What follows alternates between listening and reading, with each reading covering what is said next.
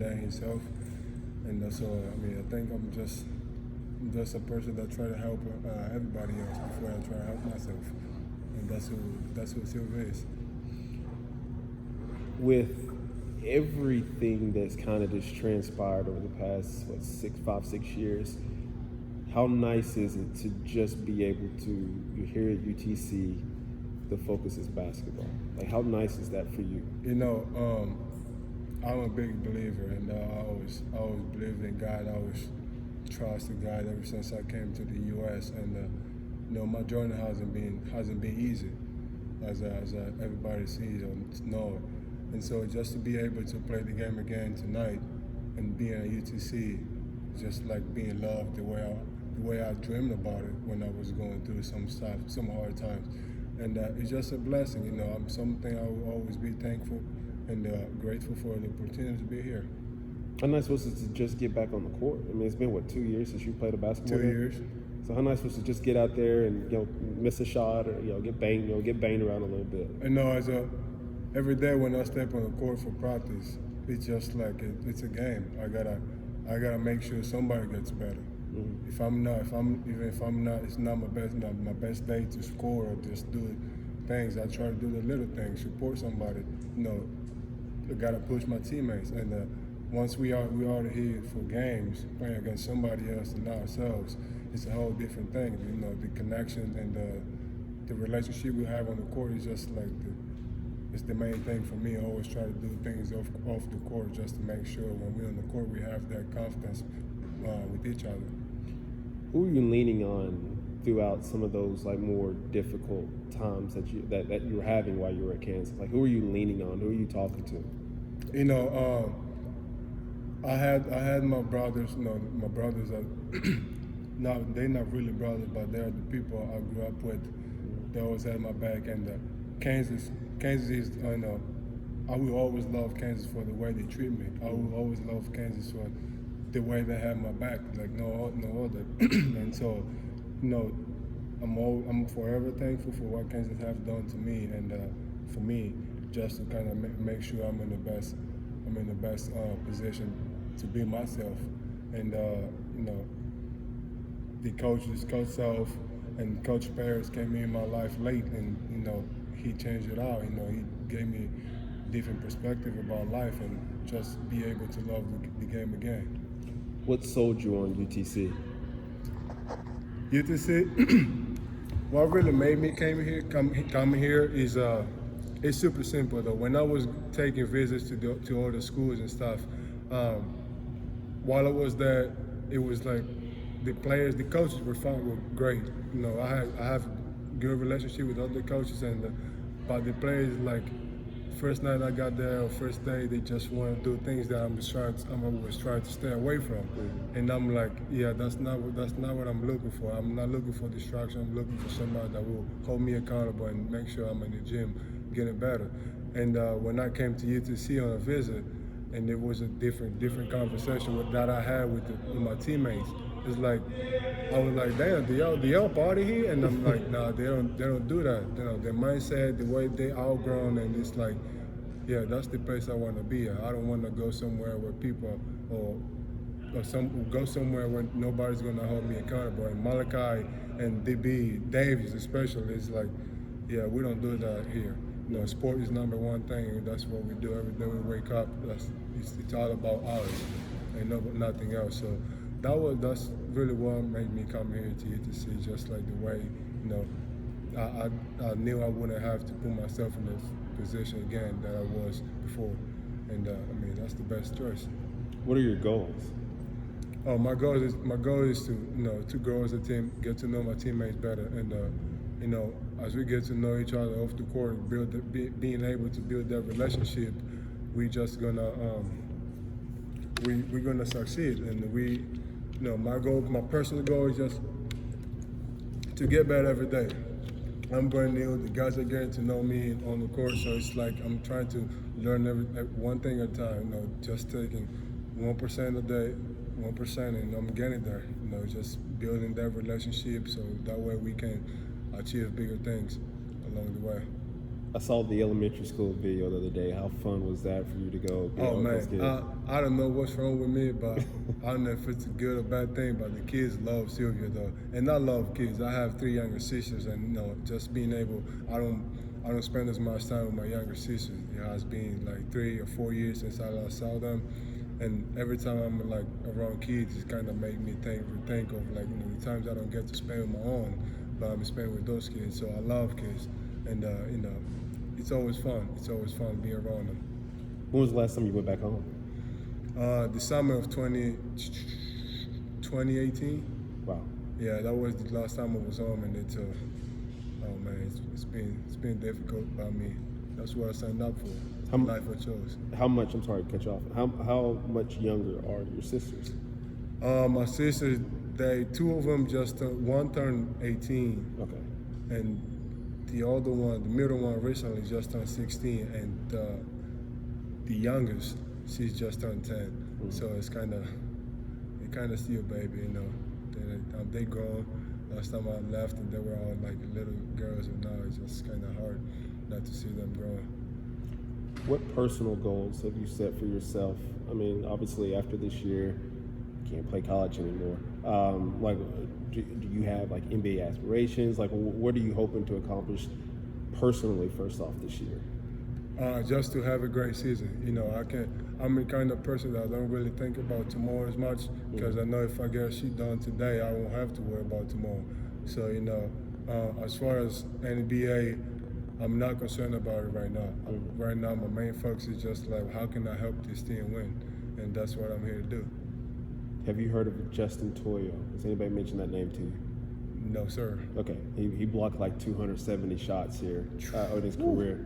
Do you think you can get that many this year? Golly. No, he did it in 3 years. He did it in 3. He didn't do it in 1 year. What's the record again? 270. 270. Yeah, you're not going to get many. Just How be many- honest. how You're not many- going to No, block hold on. 200. That's not blocks a game. Let's not underestimate the power of our mind. If I say I'm gonna get it, if I work for it, then I'll get it. But let's say how many games we have in the season? Like 30. About 33. Yeah. If y'all made the national I'll be championship halfway there. game, I'll be halfway there. if you made the national championship game, I think you'd have to average 8 blocks a game. For True. That. And once I get in a better shape, way better shape than I am, I probably can get to at least 6 blocks a game. You think you can get 6 blocks a game? Definitely. Well, how many did I have today? I Probably think I only had 4. like 2, but I mean, a No couple chance. Well, there was the one on the. cheating. There was the one where where Malachi took the charge. You blocked the Right, shot. right. You volleyball blocked it. But I had 1. Woo! it's an exhibition game. It doesn't count. Yeah. Exhibition game doesn't count. It's hard. What's another interest of yours? Like what's a non-basketball thing that you like to do? Since Oh man, I love to cook and I love to clean the house. you cook and clean. Cook and clean. What can you cook? You give me the recipe and I'll make for you. Oh man, you need a recipe? You can't just cook from scratch? No, I can cook from scratch. You Okay. tell me what you want to eat. What would you like to eat on Sunday? What do you like to eat on Sundays? Whatever you like to eat, and I'll get the stuff and I can make it for you. I think But there's I do there's some love to cook. NCAA rule against that. I don't know. Like I love to, man. Because No. he said, I look at him. He said it with conviction. I believe him. Yeah, so it's like, I love to cook because growing up, I was the only child at the time, and my mom, cooking back home is a cultural thing. So everybody cooks. Right. There's not a lot of pick out food out from like American, like here in America we do. But so growing up, my mom would always cook, and I would just like sit by her side and just watch it, and never really got to cook at home. But as I was just watching her, I was learning as well. So once I got away from her, at the age of 14, came in here, I had to do it myself sometimes. So especially during quarantine, that was the best thing that happened to me.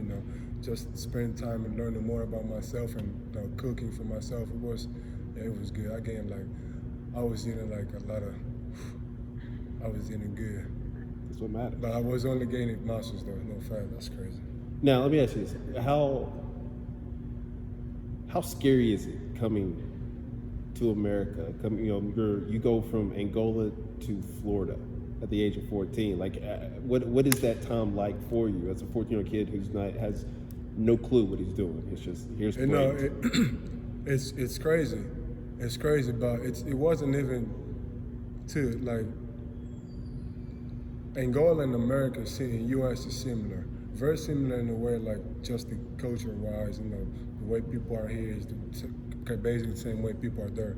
But the hardest thing was really just not being able to wake up and see your family for 2 years, and then that's when I got to go home for the first time.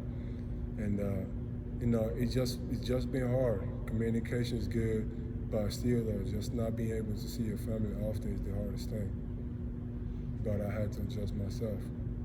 And then you got acclimated. You learned how to cook. I had to learn the language. Didn't know English when I first came. People would ask, "What's your name?" and I would say yes.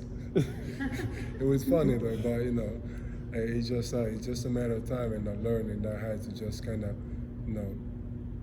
I had to understand and figure it out that that's what I chose to do. So I had to deal with it. Is it weird when you're?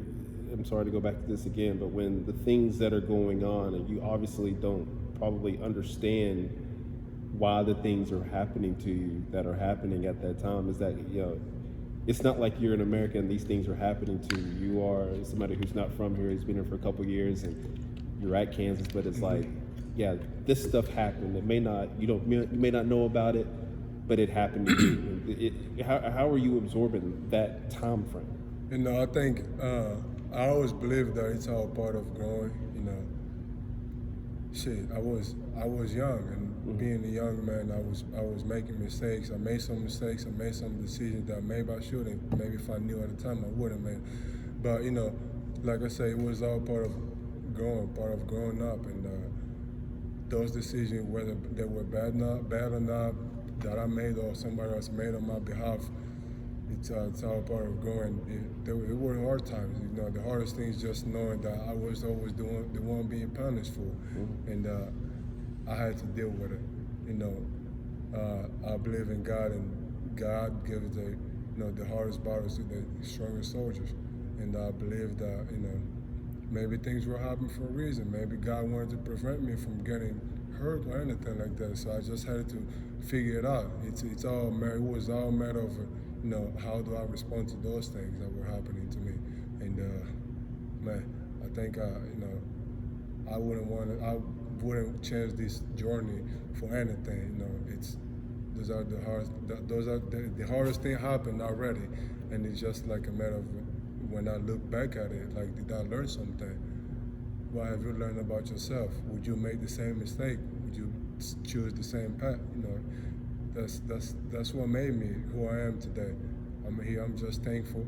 And there were times that I would pray. I wouldn't ask anything God. I wouldn't ask God for anything. I would just pray and thank God for putting me in those positions. And those positions led me to the place where I am today. I'm thankful. Look, where am I? It's a beautiful school, beautiful people, beautiful town. People I love about here, and I can't complain. I can't complain about the journey. Last thing, your very first season of college basketball ended in the NCAA tournament. What would it be like for your last ride to kind of end there as well? Oh man, let me tell you this. Every day in the locker room after practice, whether we had a bad practice or whatever, I'll tell my teammates, let me tell you, you think season's fun? Let's make it to the NCAA, to March Madness, and see how fun that is. It's unbelievable. March Madness is fun, and I just try to tell my teammates, listen, we just gotta be on the same page. As long as we're on the same page, we're trying to learn something 1% every day, we're gonna get what we deserve to be. And just hope that that we all grown. Excuse my language or whatever. It's a bunch of people on this team, and they're old enough to understand and figure it out what it takes to be there.